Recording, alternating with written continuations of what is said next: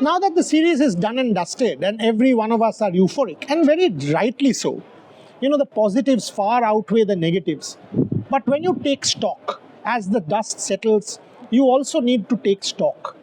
You have to realize that this India is still not a finished product yet. Yes, we have done miraculously well in England. We have ended the series 2-2. This is an unbelievable result. He has set up the WTC cycle. It has set up Shubman Gill as a captain. It has given him enormous amount of confidence and powers. It will now resurrect Gautam Gambhir's tenure as red ball coach, who was under the scanner. All of this has happened. But you know what? This win at the Oval should not also mask some of the cracks. And you must keep this in mind, that at Leeds, this series could have been won by India. At Leeds, for example, India was not able to defend 370 plus. And England actually won in a canter.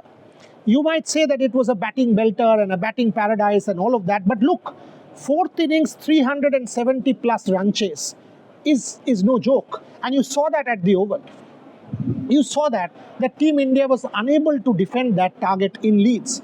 And the point that I'm trying to make, that at the end of the series, you will see that Mohammad Siraj is the only guy, 187 overs, kept coming. But alongside Mohammad Siraj, did you have one fast bowler who can put his hand up, show stamina, show courage, show grit, and say that I will put my hand up for 5 tests?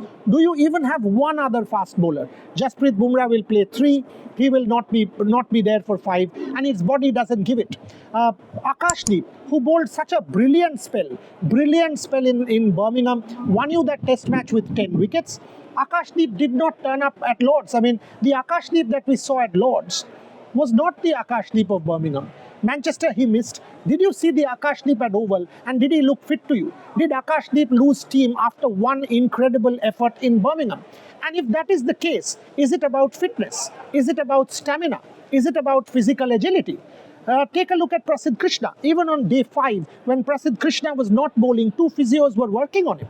Prasidh Krishna, who has done well. But then again, Prasidh Krishna has played 3 test matches in the series. Does Prasidh Krishna have it in him to play all 5? What has happened with some of the other bowlers? Arshdeep Singh unfortunately got injured. Our fast bowling cupboard, where is Mukesh Kumar? You had an Anshul Kamboj flown in, who for no reason, I mean, you don't castigate that young man, but he was bowling at 125. His pace had dropped. And the team management, for whatever reason, did not know it. So while we talk about the positives from this series, you must also ask yourself that under Morne Morkel, 1 year, 1 month, what is the fast bowling cupboard like? What after Jasprit Bumrah, who is now obviously in the last couple of years, and Jasprit Bumrah will not play a 5-test series. What after Mohammad Siraj? He's your only bowler, and I keep repeating this. He's your only bowler who can put your hand up and say, I will bowl any number of overs. Under Morne Morkel, is Prasidh Krishna a better bowler?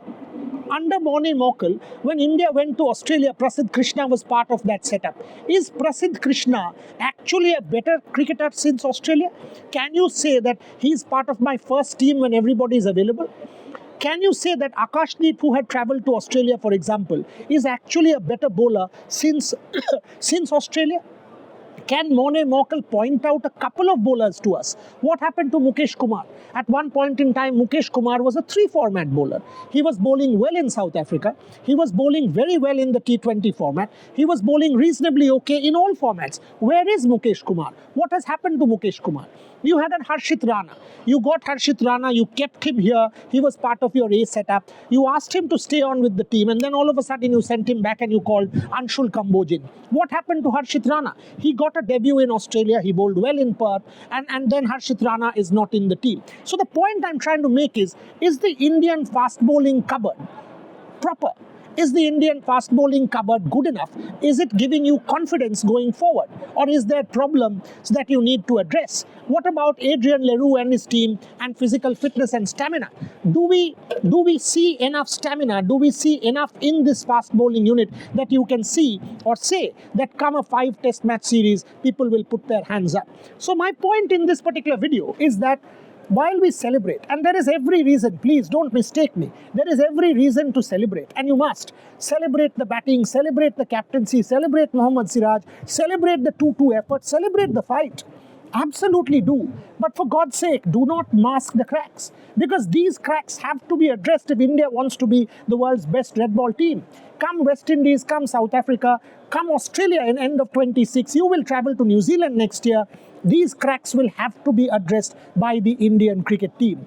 England and the Oval victory cannot mask these cracks, because if that happens, you will not have the answers to some of the questions that you need answers for. So it was important that we put out this video, make these points in front of you, because as we conclude this tour, these are some of the questions that we do not have answers for. And I hope that in the next couple of months, before the start of the West Indies series, India will do a deep dive. Gautam will do a deep dive alongside Shubman and figure out these answers.